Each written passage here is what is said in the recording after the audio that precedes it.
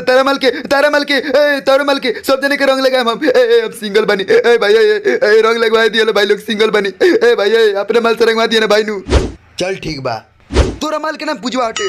अबे साला हमारा माल के नाम एकरा कैसे पता बाटे? अबे रे मास्टर साला हमारा माल के नाम क्यों जानता हो? अरे मत पूछ बबुआ, सर भाई केहू के माल के नाम बता देता है। लेकिन हमारा माल तो दूसरा का में भी है। हाँ सर चिल्लाई बा, पहल की माल होकर पूजवा ही है, समझ लो।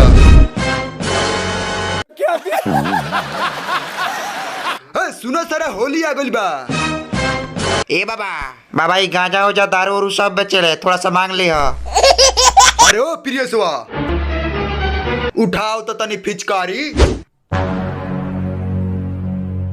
और लगाओ निशाना बिकेसवा पर।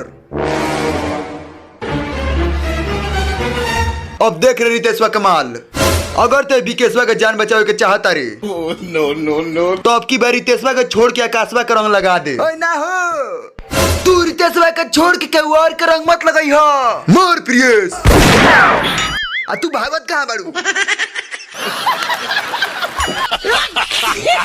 लोग वीडियो पसंद रहा तो वीडियो को लाइक कर लो, चैनल पर नया बढ़ तो चैनल के सब्सक्राइब कर लो। ऐसा भोजपुरी में फनी वीडियो देखे खातिर हमारा चैनल में ऐसा बहुत सारा वीडियो बता, जाके देखो लो, बहुत मजा आई है। चैनल के सब्सक्राइब कर मत भूलिए लो। लव यू भाई लोग।